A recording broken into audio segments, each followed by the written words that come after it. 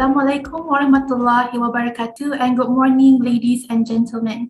Welcome to the sixth and final seminar on our DigiBiz Talk Introduction to Robotics and How It Can Improve Business Operations, brought to you by AITI.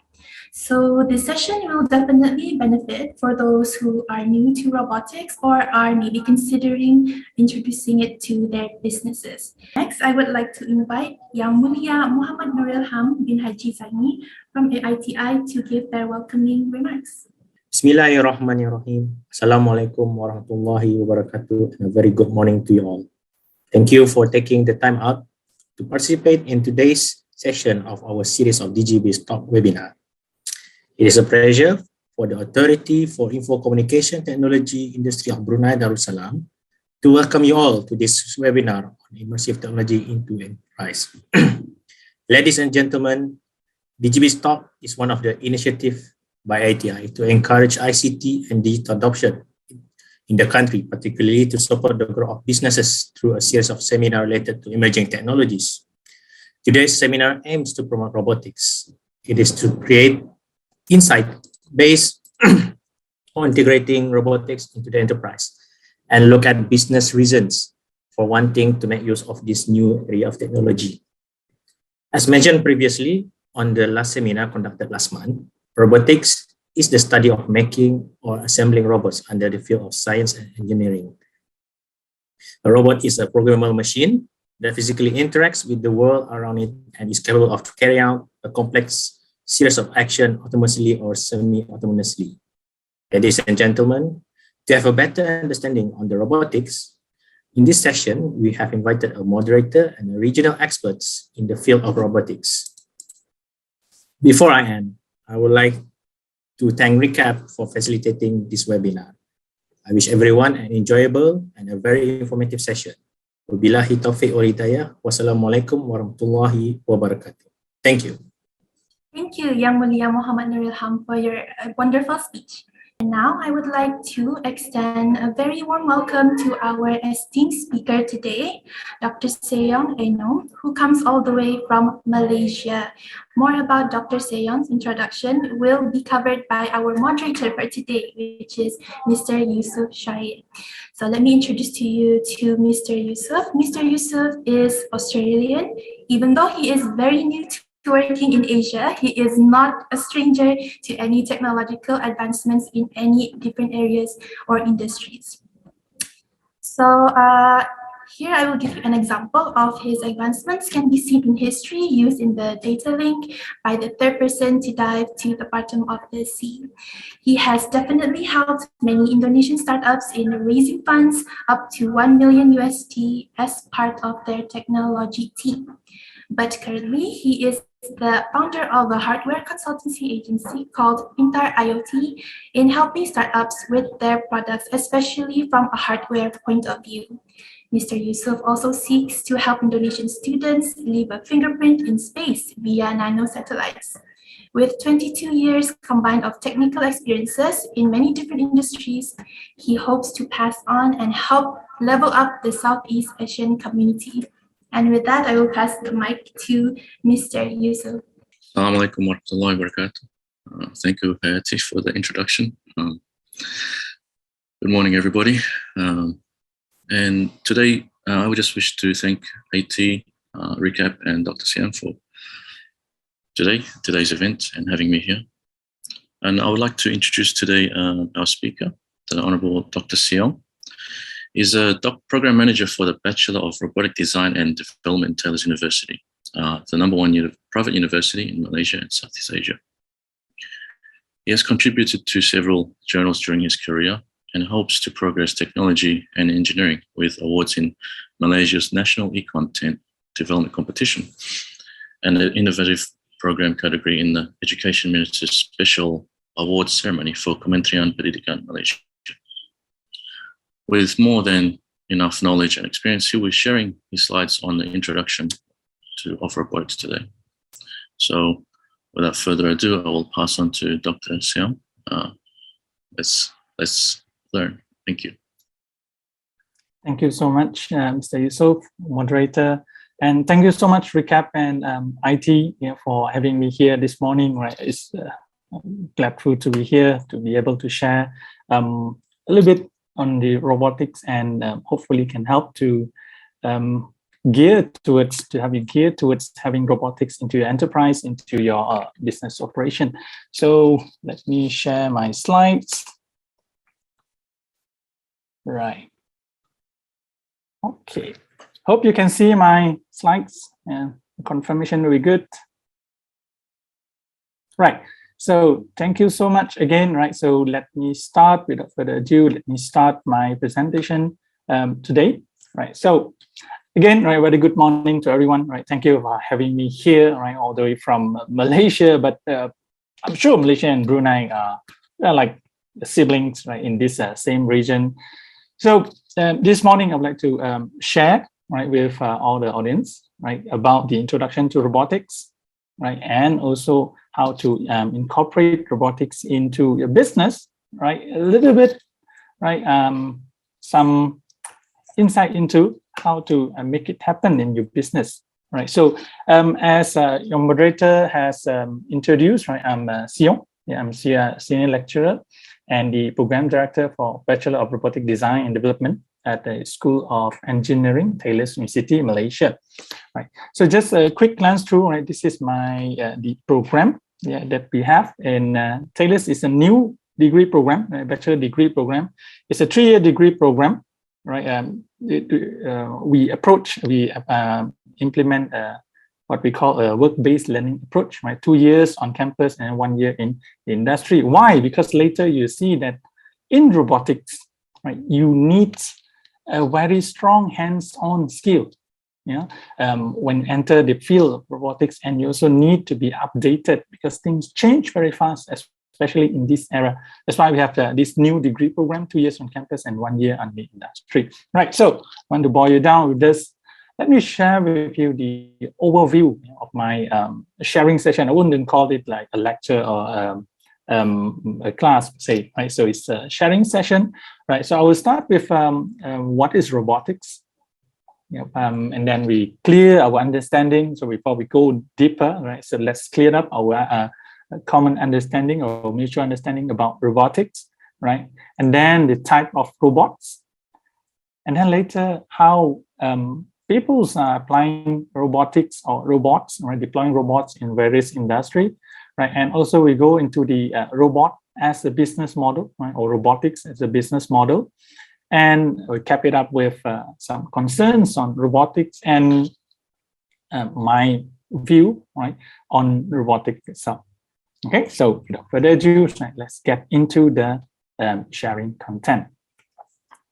Right, so when we talk about robotics, right, I know if with my age, I'm not sure about the average age of our participant here today, but then with my age, I grew up, right, with robotics or robots. When we think about robots, then we think about this kind of humanoid, right, with a shape, with a outlook of a human, right, with limbs, walking, right, and then with different capabilities, right. So we always think about robots and robotics like something for the future, something that's so far away, it's like myth, or it's just something happened in science fictions, right? But actually, robots and artificial intelligence is the theme for now, right? It's not something that is so far away that you cannot reach, or something that you just live in your imagination.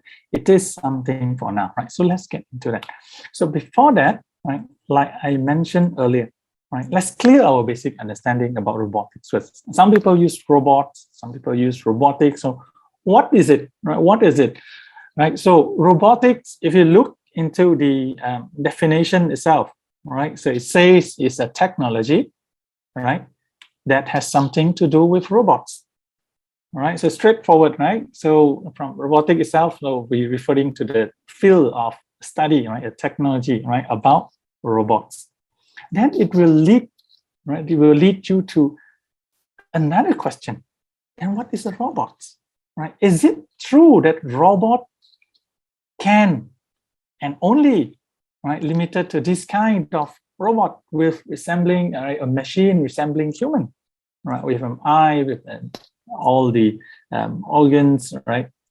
With a brain, right? What I'm showing you here is Sophie, right? It's the first humanoid robot, right? Some people call it android, right? Humanoid robot, right? That have obtained citizenship from Saudi Arabia government, right? So this is definitely one form of robots, but is, right? Put yourself in, put that thinking cap on yourself, right? So is robot has to be humanoid, right? What about this?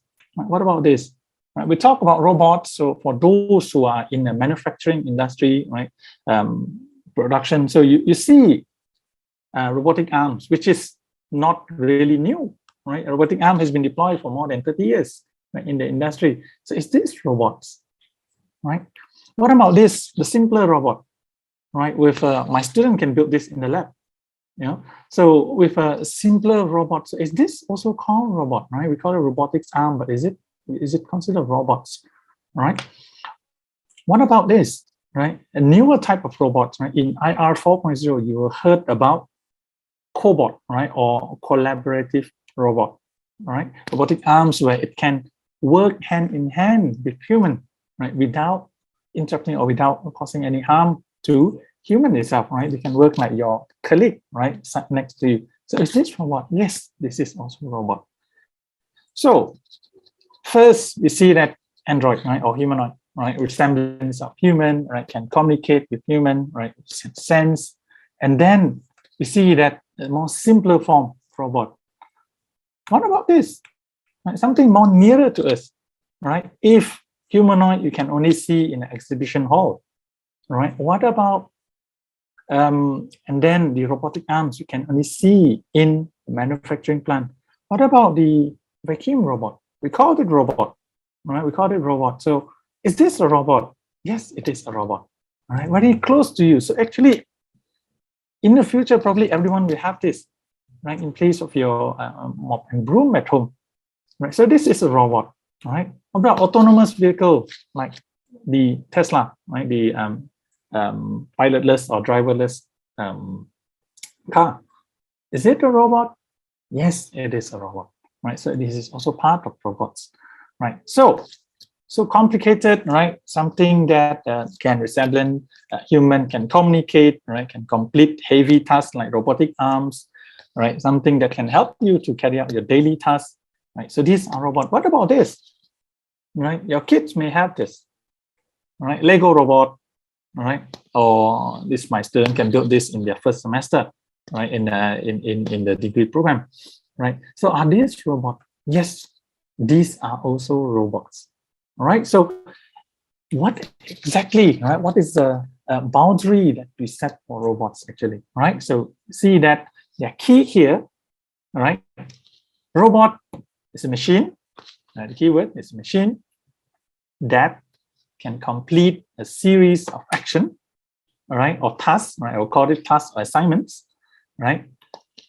And it can be programmable, all right? Automatically, it's up for debate, all right? So basically, all right, let's clear our understanding here, all right? Let's everyone have the same mutual understanding about robotics and robots, right? Robotics is a technology, a field of study, all right? About what, right? About robots. So what is a robot, right? So I'll put it in a simpler term, all right? A machine that is able to complete your daily tasks for you, right? In place of you, right? Not replacing, not trying to have robot community and then start to displace humankind, right? But it is about a machine that can complete tasks for you, right? To benefit you and should be able to be programmable, yeah, to be programmable, right? So at this point, right, some of you may pick up on this, right? Does it always have to be a machine, right? A physical machine, right? Is it so? All right, so let's see. Okay, so robots, right? Normally, right, our common understanding in the robotics community is that robot should, right, be a machine with physical body. You know, physical body, right? It can be the form of humanoid or android, right? So some people use humanoid, some people use android, right, with resemblance of a human, right? Or it can be partially human, right, or cyborgs, right? Mainly at this point, it's still mainly part of science fiction. Or it can be industrial robot in the form of robotic arms with a fixed base, right? Or even if they're mobile robots like drone or like autonomous vehicle. Right. So this is what we call robots, right? So for software robot, right, those without physical body, right, normally we refer it to bots, right? We refer it to bots, right? Nowadays, I think we are quite familiar with chatbots, right? Chatbots. Most of the industry, right, will prefer to deploy chatbots, right? So that there is somebody, right, customer service that can interact, right, or can solve, right, the frequently asked question or the issues that frequently faced by the customer, right? So we have chatbot. So this is part of chatbot, right? We have code bots, right? Software robot that can create code, right? Programming code, right?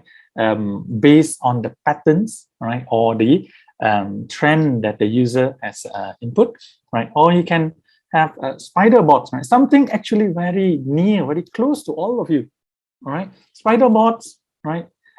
Is software robots, right, that help search engine, right? Especially Google, right? They have a very strong spider bots, right? They call it crawl robots, right? Crawl bots, right? Sometimes, right? That help to read data, right? Gather a lot of data, right?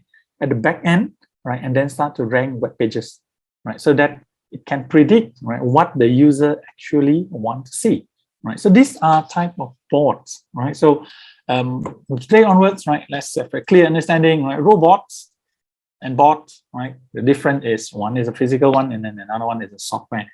Yeah. So regardless, right? Regardless, robots or bots, right? We seen that robots just now, right? We share with you guys, right? And then we also talk about bots, right? The software robots, right? They have a common theme. Right? They have something in common. All right, so I list it down for you. All right, first thing first, right? Robots or bots, right, should be a setting, right, that help you to complete human tasks. Yeah, there's no point that you build something that you invested something and then it's just for decorative, right, or something that's not robot. Right? Robot must, right, be able to complete or must be designed to complete human tasks. Yeah. Normally, the task or assignment that we assign, right, or to ask the robots to complete is normally the repetitive task, right? Something that do over and over and over again, right? So we have robots to do it for us, yeah. And robots, right, normally are able to multitask, right? Multitasking, right? Collecting data, right? Complete the work for you, right? Imagine, right, if you have a even like a pick and place, yeah, pick and place in your SME, right, in your organization, pick and place activity, right? If you have a manual label, right, you can't have your label to pick and place and start counting in the same time, right? 1, 2, 3, right? But with robotic arms, right, you can have every data, right, collected, right, simultaneously, right? Consistency, right? Robot, the main advantage of robot, right, over, right, human, right, or man labor is of course the consistency, right? Robot will only do, right, what it was asked to do, right? So it's a consistency, right, that comes with robots, right? Another one, working with human. This is a new element, a new element that will gain pace, right? Will be emphasized by industry, right? Where at the end of the day, all right, we are not looking for robots that are going to become, to displace, right, to get rid of all the man labor and then change with robot, but we want robots to work together with human and to complete the part that is, I wouldn't say that cannot be done by human, but then a task that is not so specialized, right, by human. All right, example, like when the task needs a very high consistency, you want robot to do it. Right, when the task that you need a very strong muscle power or something, right, then you can have robot to help you to do that, right? So these are the common theme, right, including bots, right, software robot, right? So when we talk about robots, right, these are the thing that the characteristic robot that should, right, every robot setting should have. Okay, so what makes a robot? Right? What makes a robot, right?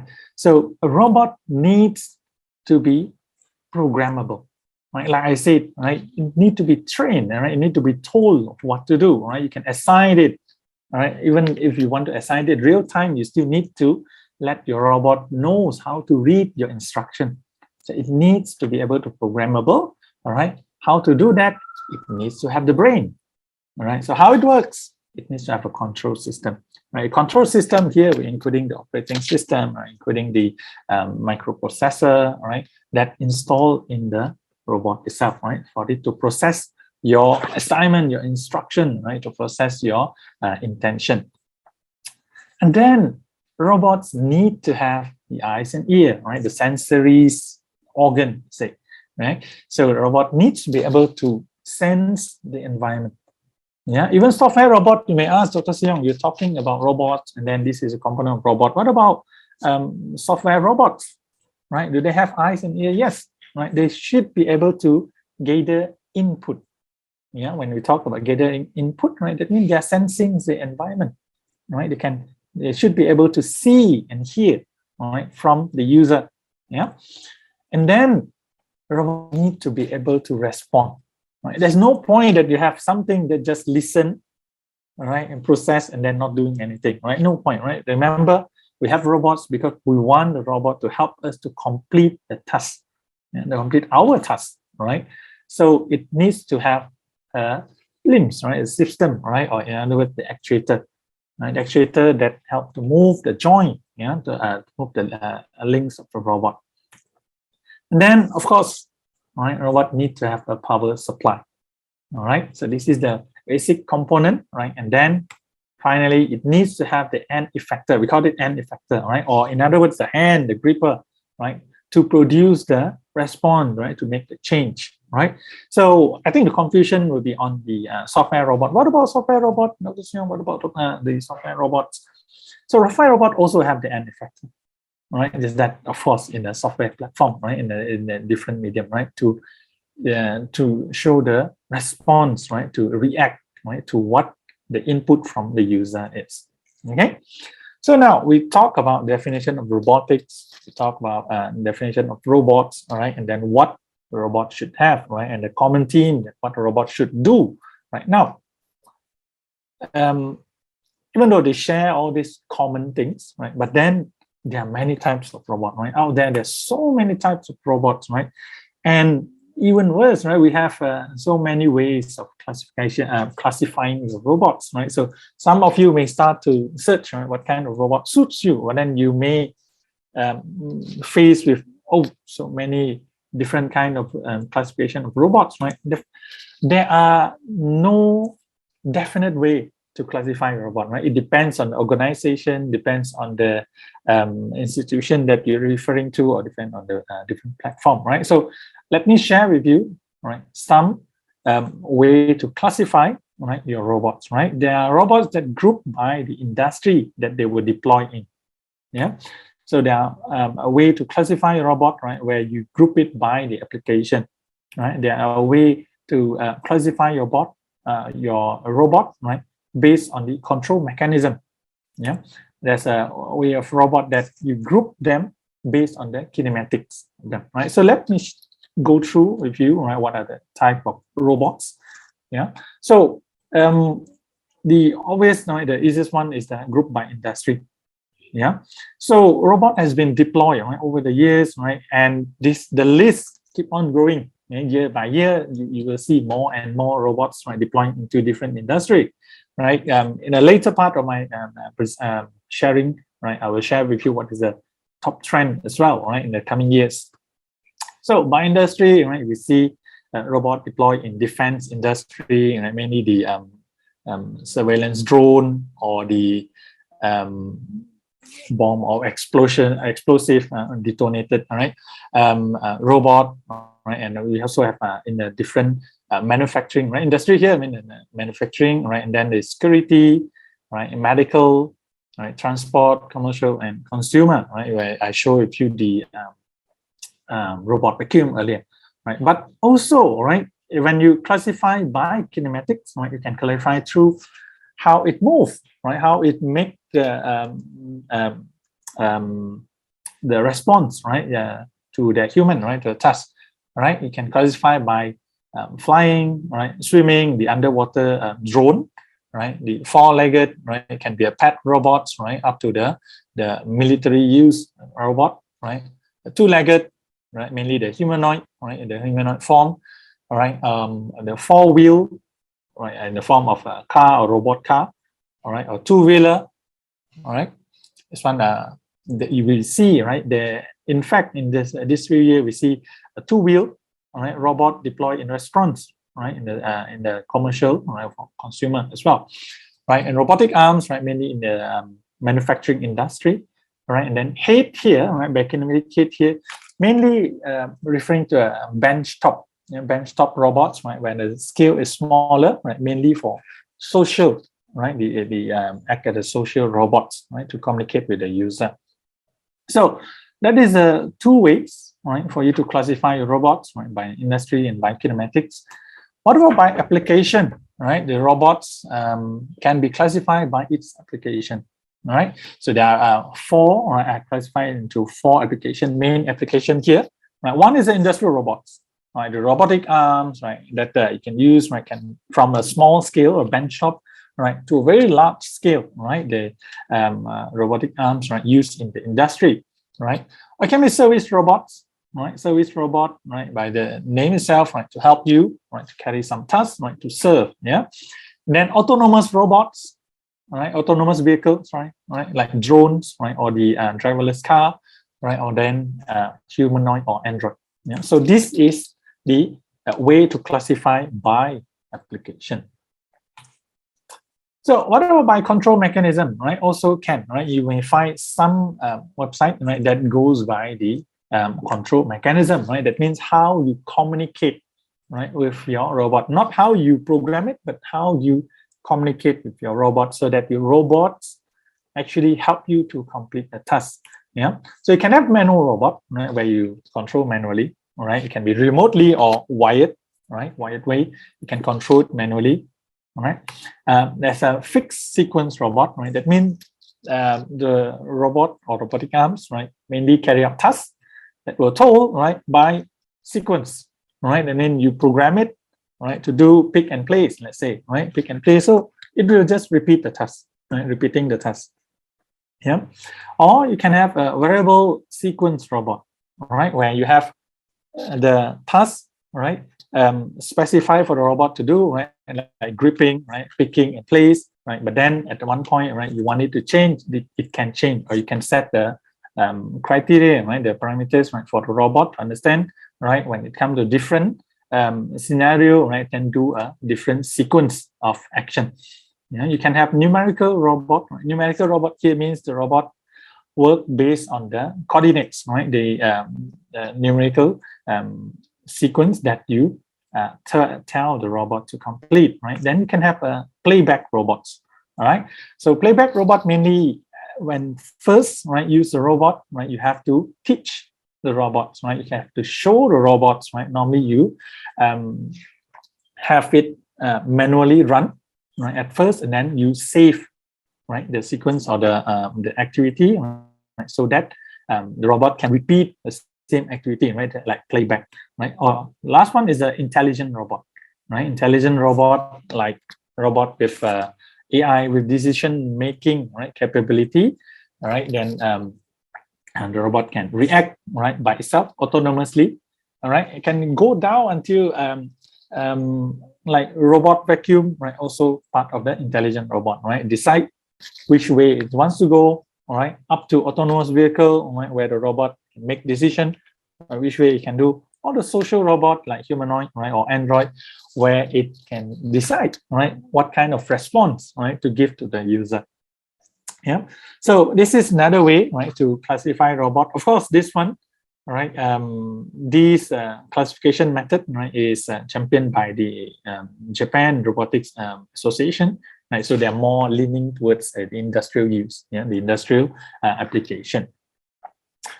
Right, so we learned about that, right? So a little bit on the Association of Robotics, right? So we have JRA, right? This is a worldwide organization, right? JRA, right? Japan Robot Association, right? In fact, in 2021, right, Japan, right, has overcome China, right, to reclaim the #1, right, robot maker or robot supply, right, in the world. Right, before this, it was China, right, and then Japan has reclaimed that, from China in last year. And then there is a World Robotic Olympiad, right, organization, right, overseeing robots and to nurture talents. And also there is this International Federation of Robotics, right? This is the quite renowned in organization, right? And in fact, if you need any data, right, related to robotics and the latest trend in robotics, right, you can refer to IFR. Right. In fact, I have some data, right, some figure also from IFR. Yeah. So in Malaysia, right, we have organization like MIRAS, right, MARI, Malaysian Robotics and Automation Society, right, which is a good collaborator, right, working very close with us at Taylor University, right, on robotics, and also have this Malaysia Automotive Robotics and Institute, AITI Institute, right, MARI, right, to also overseeing robotics activity, right, in the country. Yeah, I'm not quite sure about Brunei, right? So I will find out later. So why now, right? Why do we talk about robotics now? All right, why is it now? All right, if you look at the history of robotics, you can go back to late 15th centuries, right? When Leonardo da Vinci have envisaged, right, with designed the first ever robot, right, back then. Right, and then slowly we have, right, in the 20th century and 21st century, right, more advanced robot, right? So why is it gathering pace now, especially now? Right? Why is it? Okay, then it has to lead to this, right? Industrial 4.0, right? I'm sure, right, among the audience, right, there will be people who are well versed with Industrial 4.0 or exactly working in the field that related to Industrial 4.0. Just a quick glance through. Right, so almost every 100 years, right, there will be one industrial revolution. Right, back in the late 17th centuries, right, we have Industrial 1.0, right, when the first steam engine was invented back then. Right, then the machines start to come into play in industry. All right, so you can produce more, you can produce bigger, and you can produce faster. Right, that is Industrial 1.0. And then around 100 years later, right, you have Industrial 2.0. Right, you have the invention, right, or the design of a production line, right, where we have a factory, right, can complete, right, the production of a certain product, right. So you can produce more, can produce faster, right, can produce bigger as well. Right, and then you also have 100 years later, right? 100 years later, then you see Industrial 3.0, right? 100 years later, you see Industrial 3.0, where computers, right, and automation, right, start coming in, right? And then, right, Industrial 3.0 coming in, right? Again, right, with more automation, with more computers, electronics, right, you can produce more. Right, you see the repetitive theme here. Produce more, produce faster, and can, of course, obviously can produce bigger with more advanced robotic arms, right, with more capability. Then now, right, roughly around another 100 years, right, we enter this new era, right, Industrial 4.0. So now we were talking about cyber physical, right, where basically you digitalize, right, or you put intelligence into your whole machine, right, and automation here. And we talk about Internet of Things, right? We make your old machine or old process, right, capable of connecting to the internet, right, work together, right, with different parties, right, over the cloud, right? So now what I see in Industry 4.0, the opportunities is that it opens up, right, the possibility to customize, right, to not making bigger product, to not making faster, or to not making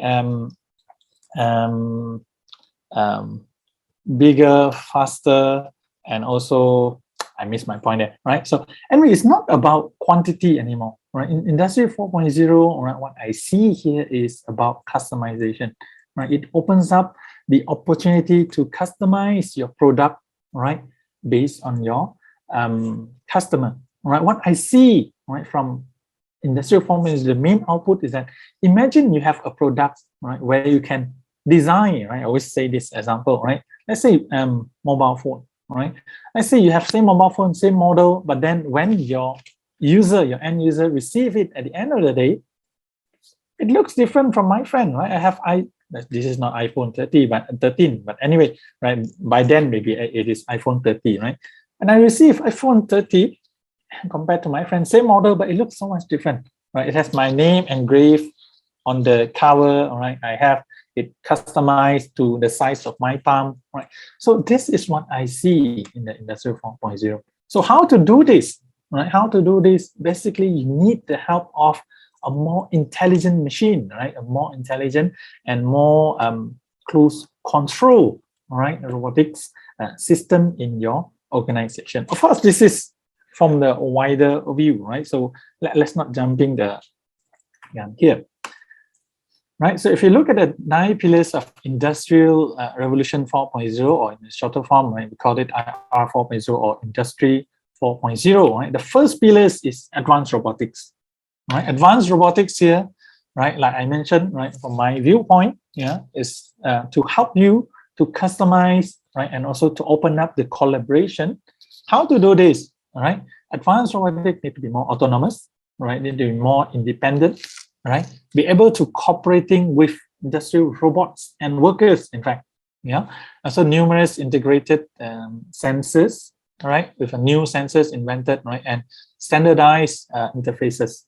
So there are 4 points here, right? One, a more intelligent, right? More intelligent robots, yeah. So more intelligent means it open up the possibility, right, to cooperate, right? The possibility to cooperate with robots, right, or to cooperate better with the co-worker, right? Second point, right, which I just mentioned earlier, right, with cooperation, right, that can help robot to work better with robot can work better with the co-workers, right?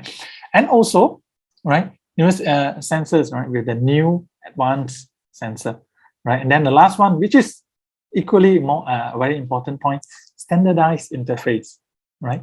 So standardized interface here means it's more user friendly, yeah. So it make it more common, right? So that the technology, robotics technology, right, can move, you know, from disruptive to more democratization, right? Democratization, right? So make it more common amongst the industry player, right? So of course there are other pillars, right, in IR 4.0 like 3D printing, right, which is also incorporating, all right, robotics element, right? Additive manufacturing means 3D printing, yeah. So additive manufacturing also relies on robotics, yeah, rely on robotics technology as well, right? Then industrial internet, right, which is part of the IR 4.0. So is this really, right, something that happening worldwide, right? Is it really we are on the upward trend, right, with the use of robots, yeah? So look at this data from IFR, right, the International Federation of Robotics, right? The forecast and also the past data, right, from IFR. We see the theme, right, that the demand and the use rise rapidly, right? Especially with pandemic. Later we'll go through with this one, right? Especially with pandemic, right? But before that, I just want to highlight, right? So mainly robots, right, now they use for logistics. Right? Later I have some example, right, of some case, right, used in logistic, right, public environment, right, for those work that require heavy labor, right, cleaning, right. In fact, in these 2 years, right, cleaning robot have gaining pace, all right, because of pandemic, right, for sanitization and so on, inspection and maintenance, and medical, right, and other field here, yeah. So with the COVID-19 pandemic, right, I know everywhere, right, in the world was hit hard, right, especially industry players, right, was hit really hard, right, by the COVID pandemic, right? Like in Malaysia, right, we have several rounds of MCO, which is maybe some say it was something that preventable, some say it's not preventable. Right? Anyway, all right, anytime, right, there's a surge in the number of, or there is a new variant, right, when of the COVID-19, right, there will be some disruption, right, to the industry. All right, so with robotics and automation, all right, or in other words, actually, if you look from a different perspective, right, actually this global pandemic, right, have fast-tracked the implementation of robotics in the industry, right? Because we with robots, right, robot is not vulnerable to this virus attack, right? So with this, right, the reliance on robotics, right, have become more and more, right, and have gained momentum, have become more and more important, right, and it has become a trend. All right. In other words, what I'm trying to say here is that it is almost inevitable that you will have to adopt robotics into your industry. Right. It's just that what is the scale? Right? What is the scale? Right, and how you're going to deploy, right, robots into your industry? Yeah. So when we talk about deploying robotics automation in the industry, right, there's several hierarchical, right, structure, yeah, for robotic automation. You can deploy at the lowest level, right, at the device level, right. So incorporating more sensors, right, more actuators, right, and more hardware element, right, into your current setup, right. Or if you want to go a high level, right, at level 2, you can go at the machine level, right, where you start to deploy, right, robotic arms or robot into your operation already, right. So this is at the machine level. Up one more level, right, at the system level, right, where you have a group of automation or robots, yeah, to work together, all right, or to work at a different part of the process, right, to complete certain tasks. So that is at level 3, right. At level 4, all right, it can be one production line, right, one production system or one production line, right. When you have robots, right, can be fully or take up like more than 50%, right, of your process. That is level 4. Or you can have at the enterprise level, all right, where you can call yourself, right, having a smart manufacturing plant or manufacturing process. Yeah. So what does it mean by smart manufacturing here, right? So ideally, right, you have a smarter machines and equipment. Like I said, right, open the possibility to customization. Yeah, with a smarter machine, right, where each machine can carry out different tasks, right, for different product, right. Smarter machine, right, have smarter manufacturing process, right, where it can fully customize, and you can have robots, right, working with robots, right, robot working with human, right, to complete the different tasks, not just repetitive tasks. That is smarter manufacturing process, right. You can have a real-time monitoring, right. Imagine during the movement control order, all right, when everyone else have disruption to their output, right, they cannot deliver, right, in time. But when you have automation, robotic automation, right, in your process system, right, and then you control remotely, right, from home or whatever you were restricted to, all right, then you can have a real time or at least monitoring, right, real time monitoring. You know what's happening, right, in your factory without needing you or without needing the full capacity, right, of your staff on site. Right. And another element to smart manufacturing is that open the borderless collaboration, right, within companies, you know, where you can have your product, right, built at different company, right, and then they can build at the same time, right, and then bring it together to assemble it later. Yeah. So that is what we call the smart manufacturing. So let me share with you this. Right. This is a warehouse, right, in China. This is Alibaba Warehouse, right, where they deploy robots.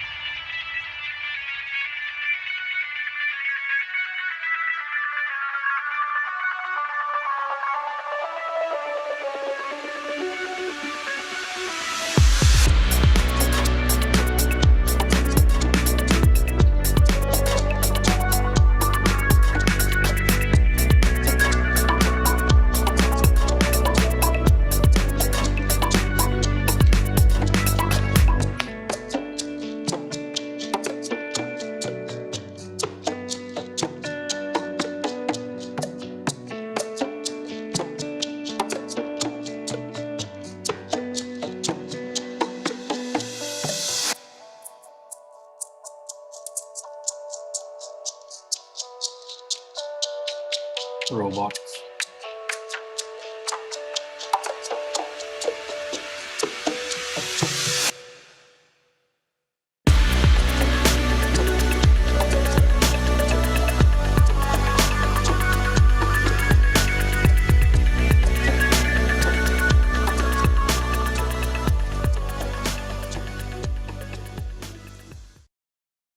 All right, one more video. Right, so earlier it was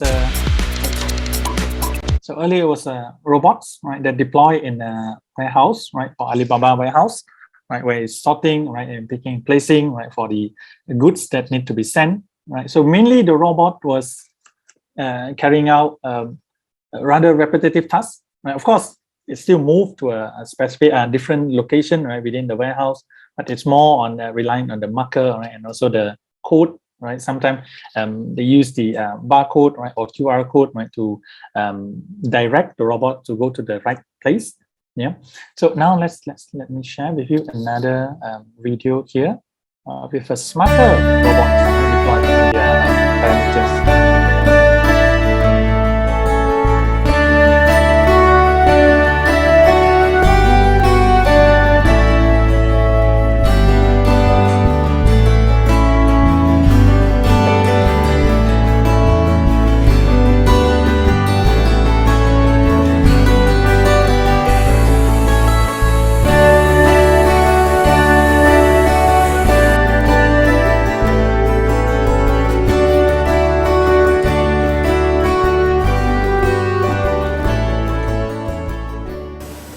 这个是一个无人的一个 AGV 小车，它就是取代了我们传统的人员的搬运的过程。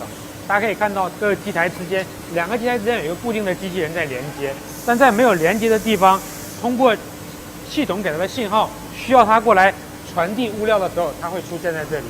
它不单单只是传递物料，它上面刚才老师也讲过，有个路由器，它有个5G 的信号，它在整个搬运的过程中完成产品的一个检测状况。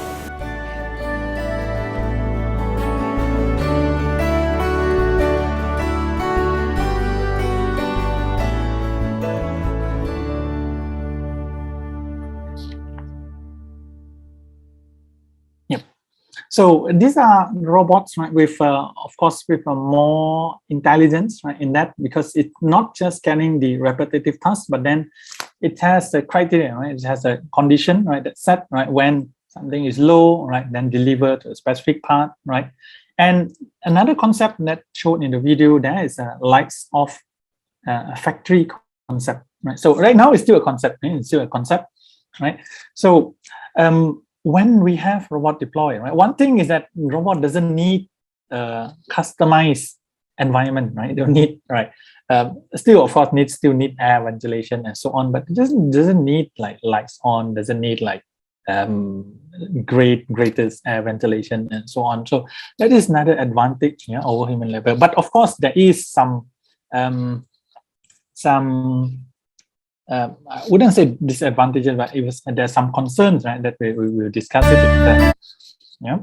So robots have been deployed in various industries, right? Of course, like I mentioned earlier, in manufacturing industry, right, robotic arms is no foreign at all, right? In the industry, robotic arm has been deployed, right, more than 30 years, right, in the industry, right? In fact, we have this one of this, right, in our campus and just sitting there because it's no longer become the main core research interest anymore. Yeah.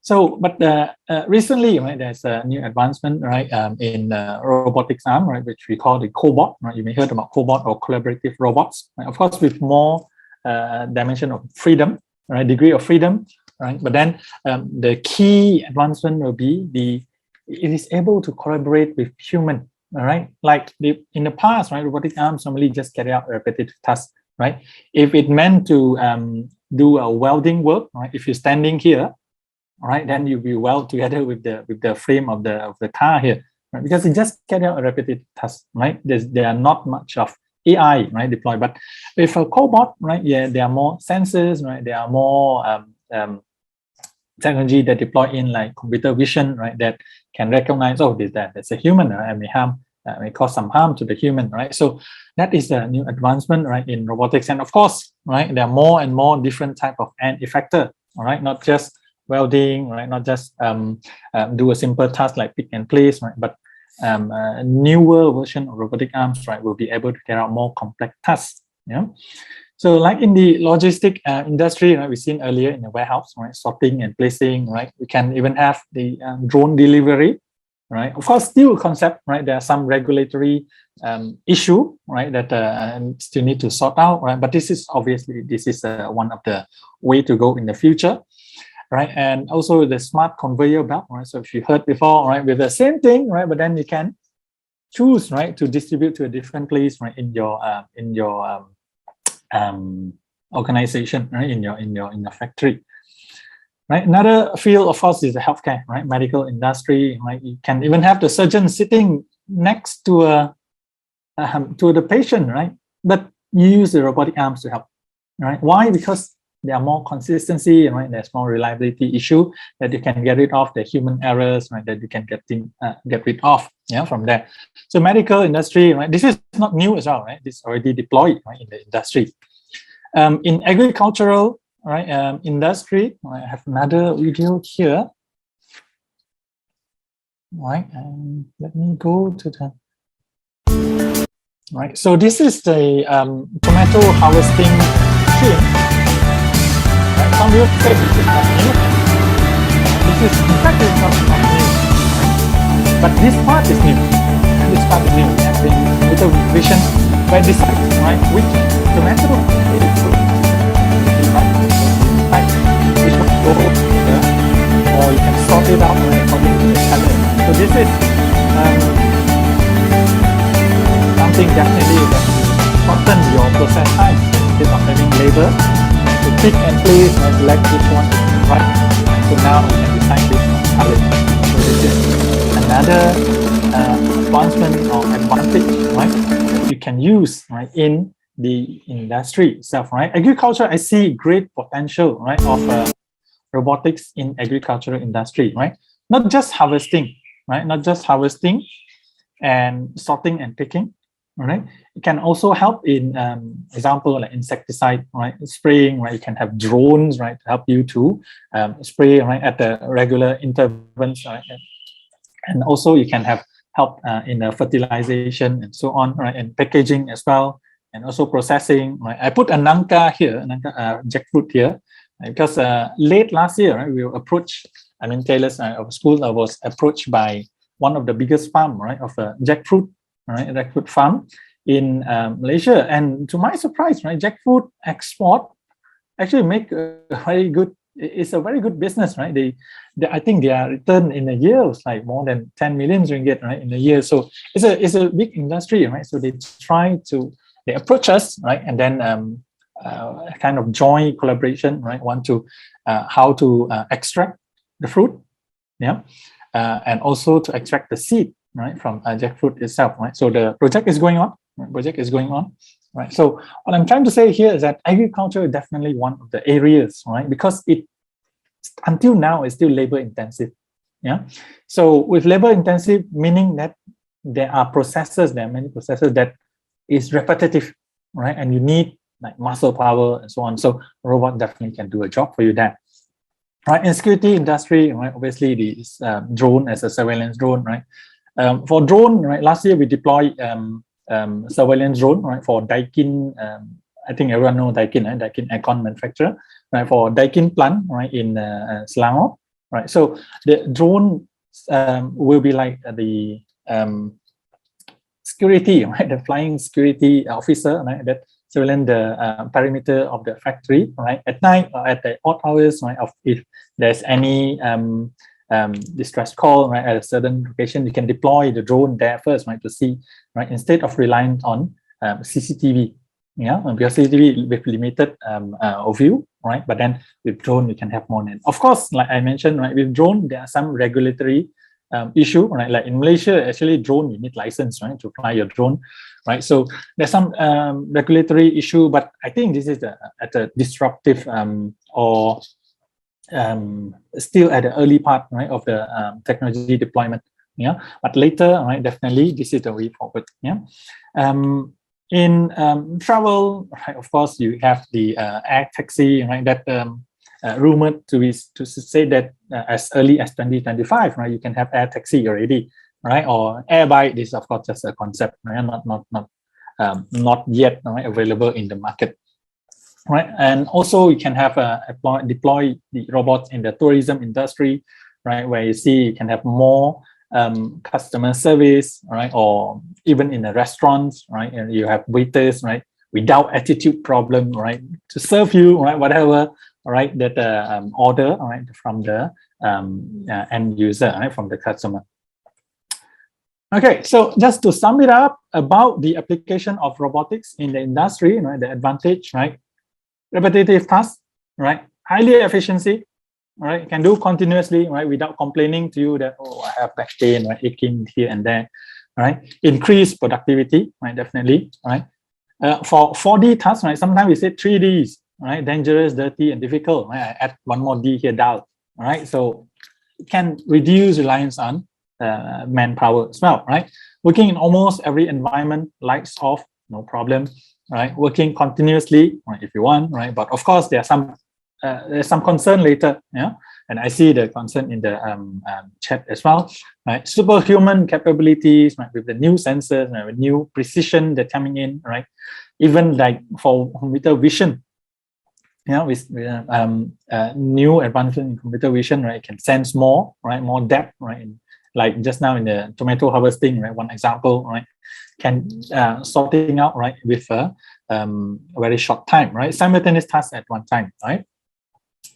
Now, robotics in business operation, right, robot density, right, if by country, right, you see that this is based on 2020 data, 2021 not yet coming out, right. Robots, right, like country in Korea and so on, right, in Malaysia or Brunei, maybe, right, some way to go here. So top 5 trends, right, in 2022, right, again, this is sourced from ifr.org.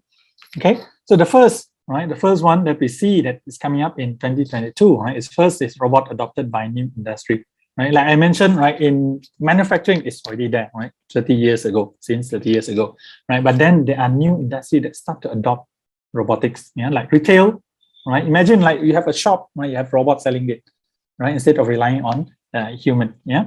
Restaurants, right, I see there are many restaurants already in Malaysia, right, that we have robot waiters, yeah, they're delivering food, right. Agriculture and construction, right, this is 2 areas that I see will have a great potential, right, by adopting robotics, because now still relying on heavily on labor, yeah. And then second trend is a robot easier to use, right? Like I mentioned in on part of my sharing earlier, all right? The main concern now, right, other than the cost, I know the cost, right, the capital, early capital is very important, right, the issue. But another thing is that the usage, right? Sometimes we think that, oh, I need to have like great knowledge in programming, only I can use it, right? But then there's a new trend, right, where we see more and more, right, like block coding, right, block programming, right, where just drag and drop to complete certain tasks. Yeah, so robots make easier, right? Even the normal SME also can deploy robots, right, in their operation, right? Another trend is that robots and human upskilling, right? So in robot industry, right, one is about the scaling, right, to work with robot, right, or to support robotics. So this one come with to address the concern on people when saying that, oh, you champion robots. Yeah, that means you are against labor, right? Against human. You want to displace all the job, right, from human. And so it's not true, right? It's a change. So it is inevitable, right? This is the new trend, right? Instead of focusing on the traditional job, right? Why don't we look from a different perspective, right? So instead of labor intensive based on muscle, right? So now shift towards the support, right? The support for robotics industry, right? So by displacing some job, you're creating a new job there, right? Robot secure production, right? This is also one important point, right? Where industry tend to have adopting robotics not to fully change or transform the operation, but actually just to secure, to make sure that if there's similar things happen in the future, right? Or touch wood, if there's a new variant or something, right, in the industry, right, then at least I have robot to support me. Yeah. Another one is a robot support digital automation, right? Mainly on the research, right, to transform, right, manufacturing. So these are the new trend, right? New trend. To go a bit fast, like some time here, right? In service robot itself, right, top 5 application trends, right? At the mobile robots, right, for delivery purpose, right, cleaning or disinfection, medical, right, for support, or even social robots, right, to have to help, all right, patient with difficulty, right, or even in corona, all right, in the form of telepresence, right, the teleconferencing, like what we have here in Malaysia, you guys in Brunei, right, we can have here, and Yusuf properly in Australia, right. So, and then automated restaurant, right, we mentioned this before. Robotic in business, top 5 application, right, still transportation and logistics, all right, cleaning and disinfection, right, and then medical, right, hospitality, like the customer service and so on, and agriculture, right. So I see this as a great potential. Yeah. So I'll skip this part. Right. What's next? Right. So to digitalize. So how to do this? Right. So how to do this? I believe that most of you are interested in this, right? But then the main concern I see in the chat group chat as well, that hey, is this involve a lot of capital? Right? Do I have to invest a lot of my cash flow, right, in this or not, right? Of course, if you want to deploy it, right, there will be some investment need to be done, right? You can't help, right, whether you you deploy now or later, right, when it is more democratized, right, that when the price going down a little bit, right, driven by demand, right, or the competition in the industry, or you deploy now, right, with big early, right, investment, right, with of course with earlier return as well. Right, but another business model, right, that has become a new trend as well, right, is about the shared services model. Yeah. So before this, we heard about software as a service, like the cloud service, like platform as a service, right, or infrastructure as a service, right. There's a new business model here called robotics as a service, right. So what does it mean, right? You can have robotic as a cloud, the software robots, right, to help you, or you can have a rent robots, right. So where a cloud, right, later we discuss about this one, right, about mainly the RPA, or you can have a rent robots, right, you can have a proof of concept, right, go here, right. So the way to go, right, one is you can collaborate with partnership, right, have a partnership with the top or robots supplier, right, to invite them to come, right, to show proof of concept, right, to start at your organization. Right. Of course, there will be some negotiation that need to be done, right? So, but that's something that can be done, right? Or you can have a research collaboration, right? Approach, right? You can approach university, right, to work together, right, to joint venture, right, on how to automate your process, right? What I shared with you guys earlier with the case of the Nangka farm and also the Daikin surveillance drone, right? That are the kind of things that can be done. Right, the university will jump onto this opportunity, right, looking for opportunity to actually automate your process, or you can have a joint grants, right. There are not sure in Brunei, right, but in Malaysia there are grants, right, that awarded by government, right, that promoting collaboration between industry and academia, right, or there are international grants, right, available, right, that you can sort, and then you can try to help to automate your business operation. So on the robots, right, or software robots, right, as a service, right, part, right. Some of you may heard about robotic process automation, RPA. In fact, right, strictly spoken, right, so RPA is not really branch in robotics, right, but it is more on the business operation automation, right. Since we have time, I want to share with you guys what is RPA actually. It's a software robot, right, to automate your daily tasks, right, daily tasks actually, right. So with very minimum programming knowledge, right. In fact, you don't need programming knowledge, but of course you need to be trained, right, on how to work with the software robot, right. We call it RPA tools, right. So what are the tasks, right? So the mundane tasks like copying files, right, sorting out your file, or even sending emails, right, the regular emails that you need to send, right. Imagine, right, the organizer today, right, there are some updates to the event, right, and need to send to like hundreds of recipients, and you want it to be customized, right? So it can be done, right, by using RPA tools, right, just by click, right, of course, after you set up, just by a click, the email will be sent, right, in an instant, right, to all your recipients with customized content. Can be done, right? And in fact, a new RPA tools, right, will enable you, right, to use in a more advanced, right, where decision making are needed. Yeah, example in the financial field, right, like fraud detecting, right, or even loan approval, where you can reduce human bias.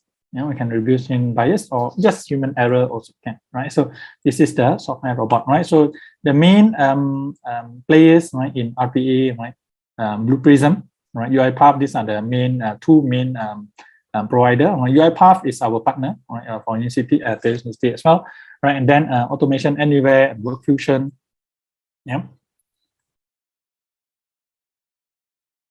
Oh, sorry, distracted by the chat here. Okay, concern on robot, right? So this is my last part, yeah. So concern on robot, right? Robot lacks capability to respond in the emergency. Yes, this is true, right? This is true because robot was only carry out tasks that was programmed, right? Was told to do. Yeah. So that is one key area, right? But with AI, right, in the future, this will be able to address, all right, if not all, partially. Yeah. Another concern, robot may have limited capability, yeah, similar to the first one, right? It will only do what it was told to do, yeah.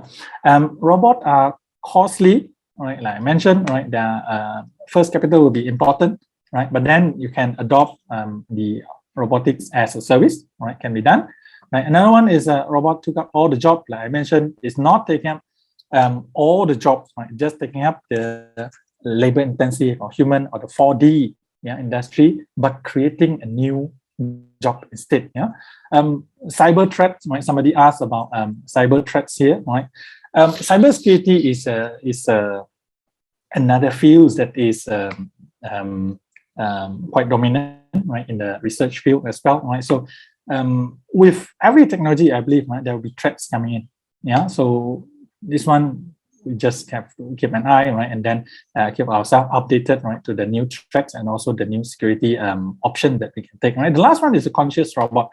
Right? This is more on the morality, right? So it depends on people, right? So you want to, is this your concern, or somebody will say that this is not my concern, right? So when robots start to have their own way of thought, right, way of thinking, so depends, right? It depends. I leave it to you, this one, right?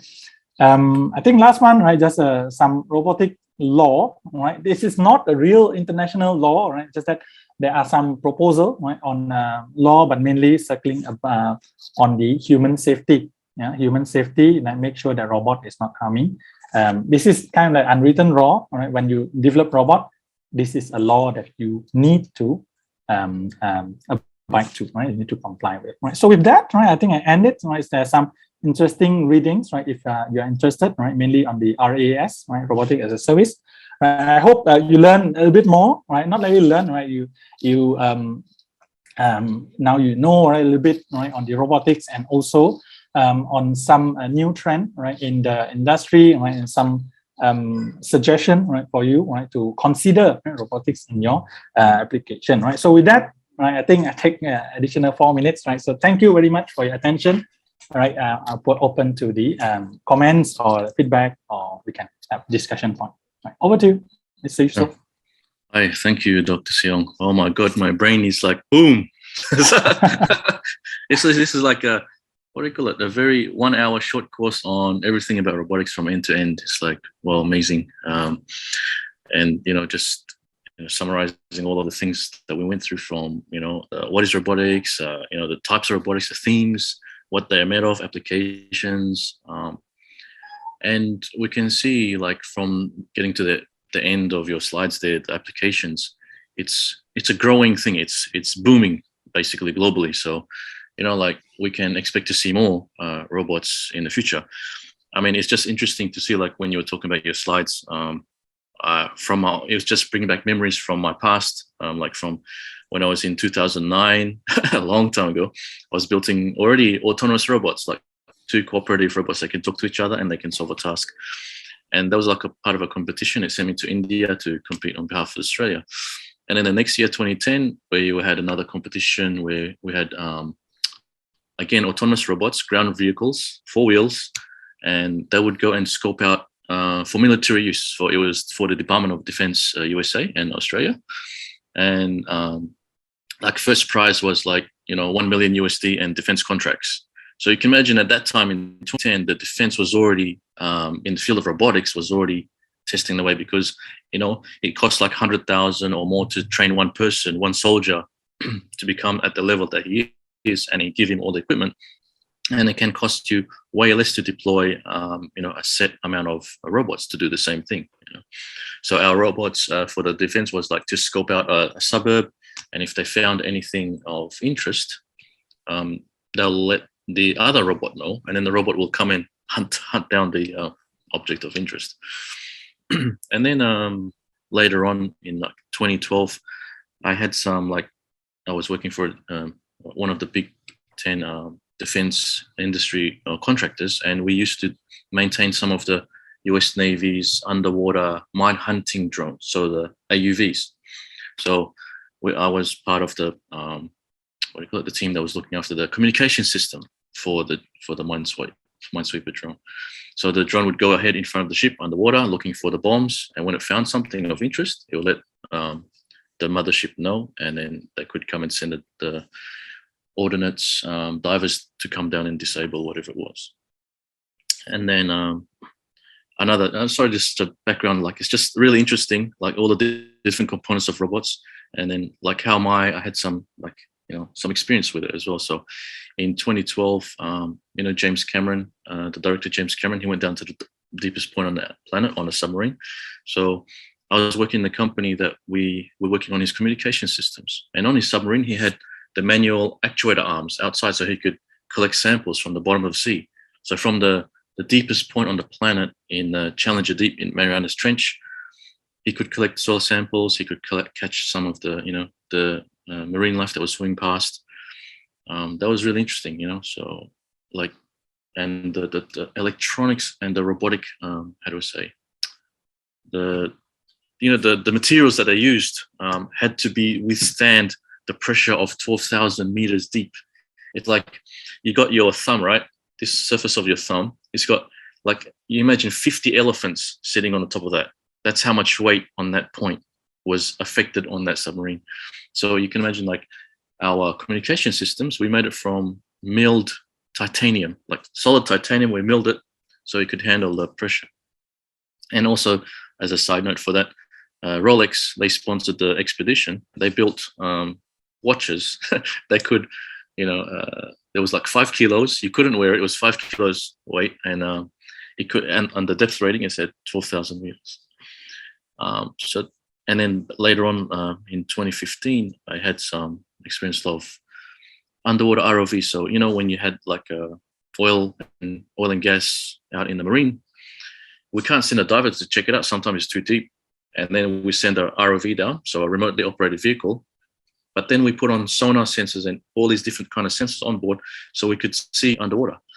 So sometimes when the video camera cannot see because the water is too cloudy, we would use a sonar to scan through, and we can bring up the whole picture, a real life picture. So that's just some, why it's like wow for me, because like, oh yeah, I touched some of those things and it's really relevant. And seeing now that, and also I used to build drones as well. So, and I was a certified drone pilot in Australia, and we can see how drones have automated so many things in agriculture, scanning the crop health, deploying fertilizer. They're the main things. And even in space, right? So now we have, a long time ago, we used to deploy a geostationary satellite, which is huge, costs millions of dollars. And that's a robot sitting in space far away. And then now, like you got SpaceX, with the Starlink satellites, they're smaller satellites, they cost cheaper. The satellites are robots as well, right? And they're just affecting the communication system around the world. So instead of one huge satellite so far away, we have hundreds of thousands of smaller satellites to enable our communications with the industrial IoT, to enable internet access in remote areas. So robots are here to stay, And in the beginning, we're kind of like worried about, they're going to take over our lives, but actually they're more of a cooperation with us. They complement us instead of, as Dr. Se Yong already mentioned. So Yeah, thank you for that. It was like, a buzz down memory lane. So we have some kind of questions here, like I've got from, first one here from Aznal Assad. So is there a security feature or software within robots to prevent them from being hacked or stolen? So, like I give it to, and then you can answer that, and then we just to and from the other questions. Yeah. So in this part, right, like I mentioned, like cybersecurity is a threat, right? So there's something that there's a saying in Mandarin, like when the good doing something, right, the bad will have a way to overcome it, right? So because it's all about the coding, right? It's all about the code. Somebody can code, somebody else can decode it, right? So is like I mentioned, what we can do is like to keep it updated, right? There are many security features that coming up, right, with biological biometrics, right? Biometric features, right, coming in as well to make sure that only certain owners can use it, right? On the data itself, right, also same, right? There are more security features, right, coming up at times, right? But then what we can do is just to embrace it, right, in a way, all right? Because with cyber threats, right, that coming in, actually I look at it from a different perspective. Yeah, with a threat coming in, that means it's a challenge, right? That means your system is not complete yet. Yeah, so it opens up a new door, right, towards the completion or perfection, right, in the say. So it's a bread and butter, right? I would say that in that case. Yeah, whenever we build something with hardware or device, we always need to think about security first, because I mean, I know like some developers, they would make the functionality first, make the MVP, and then security becomes last.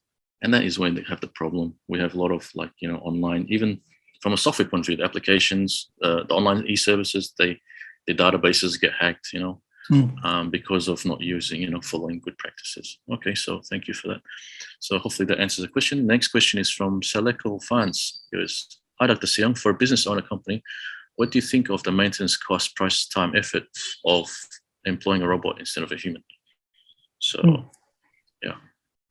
Yeah, thank you for the question. Yeah. So, like I mentioned, yeah, so of course, right, this is to me, it is the right time. It's always the right time to start to employ this disruptive, in a way, right, technology into your business, right, is rather quick, right, rather than later. Right? We see from the case like Nokia, right? I always use this example, right? Nokia mobile phone, right, used to be number one. It used to be number one, but then with, I wouldn't say fail, right, but the view that is different from the modern trend, right, to adopt the new technology, right, to react rather later, right, than early, right. So they lose their grip, right, on the technology, right. Another example is Kodak. Right? I used to use Kodak as some of the newer audience may not know what Kodak is, right. So it used to be the top, right, players in photography, right. But then they react later, right, in the field of digital imaging and so on, right. So they lose the grip, right. So it's about what vision you have, right, for your organization, right.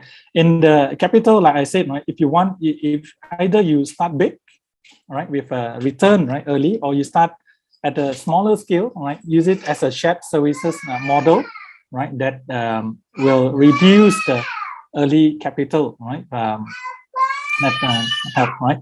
So on the, right, sorry for the background, working from home, right.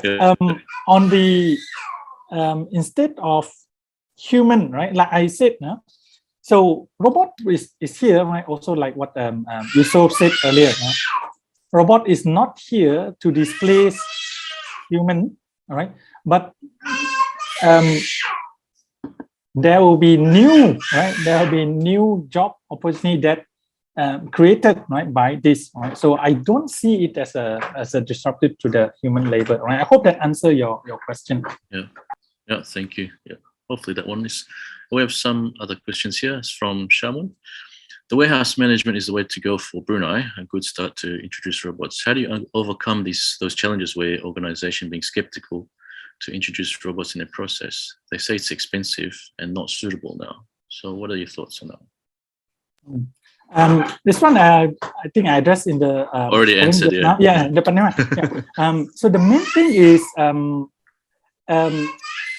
it's about something that you can see or something that people are not able to see yet. Yeah. So one way is to invite partnership, right, to form collaboration and partnership, right, for proof of concept. That will help. Yeah, that will help. Or some study, right, on the success, right, stories, right, that will help as well. Yeah, I hope that answered your question. Yeah, thanks. This is just a comment from Ajay Suhaila. So she wanted to have a robot vacuum for a house due to the maid list, but a similar robot is already being used for in the warehousing, of course. We'll go to this more serious one from Hafik. He's currently working on a deep reinforcement learning-based robot for autonomous crowd navigation. In his mind, this robot might be put to good use as a service robot for indoor crowded place. The idea is high level of functionality on top of the core crowd navigation competencies to turn this robot into a service robot. Would this be a good type of robot to introduce robotics to Brunei? And then he has a second question, part of that.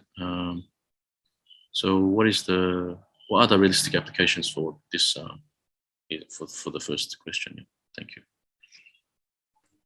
So this one, I think later Yusuf can add as well, right?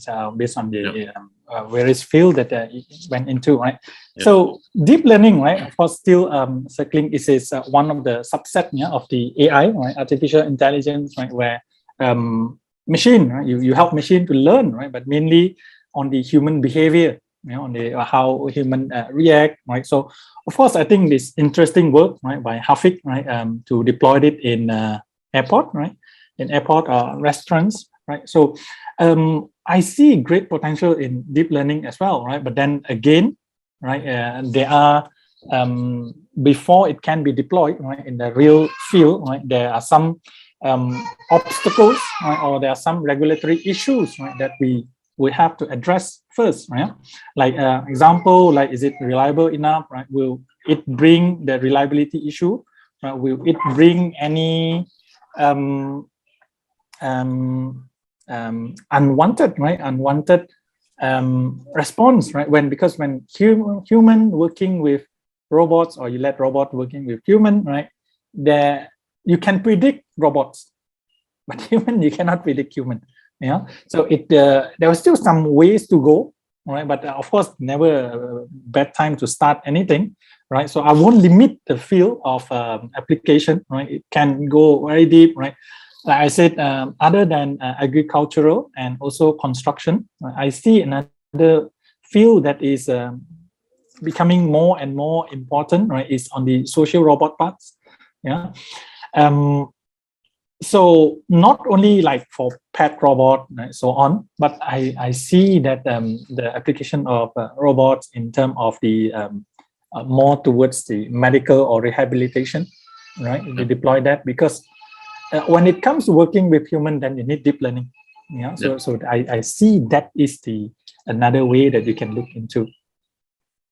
Cool. I hope that answers the question, Hafik. Thanks for that. Yeah, I was just putting some kind of reflection on that last one, is that deep learning. Also, like humans we are, being profiled daily by that little robot in our hands. That's probably the first robot that that was mass production, and it's like, Google knows all of our profiles, what we're doing, what we're buying. So then this robot is telling us what to buy next. It's kind of scary, but it's like, you don't want it to, start to guiding you too much, because we're still a human, right? This thing should be our slaves. This bit of, plastic and metal and glass is supposed to help us in our lives. So we shouldn't lose our independence too, being too complacent, being too over, looked after by the robots. I mean, some things we need for the medical, in some special cases. I mean, it could help people walk again, and the robot would just be there every day, ready to be helping the person walk again. And those kind of applications are really what's needed. But then again to the business case, Does it make money? What is the value of implementing this robot in my business? Does it make sense or not? Is there a saving that I can use from a maintenance budget by deploying robots? Can I reduce my costs? So I think that comes to the end of our Q&A session and the summary. And thank you, Dr. Se Yong, for this opportunity. Thank you, Yusuf, and everyone for this opportunity as well. And I give it to AITI, please. Thank you. All right, so thank you to Dr. Se Yong and Mr. Yusuf for the insightful Q&A session. So even though we got like the session overrun a bit, but it was really good to hear you both telling us your perspective and also your projects as well. It was really, really interesting. So as well, I do have limited knowledge as well towards robotics, so it really does help. And I know maybe some of the audience also might still be curious about robotics. So I'm sure they can reach out to both of you or any detail that they can find about you both. And now I will be giving the mic back to Yang Mulia Muhammad Nurulham bin Haji Zaini from AITI for the event's closing remarks. Thank you to our speaker, Dr. Se Yong, for the informative and insightful session today. And our thanks also go to our moderator, Yusuf Syaid. Robotic devices are already established a wide presence in several commercial industries. As robotics technology become more affordable, they will soon be available in various forms with the ability to impact our lives in countless ways. Again, thank you to all, and your participation is very much appreciated. I hope everyone was able to have some fruitful takeaways that will be applicable for a business or organization. Last but not least, stay safe, stay healthy, and keep social distancing. Now I shall pass the floor to our facilitator, Yati. Thank you very much. All right. So thank you, Yang Mulia Muhammad Nurulham, for your amazing speech. So now we have reached the conclusion of our DigiBiz Talk event.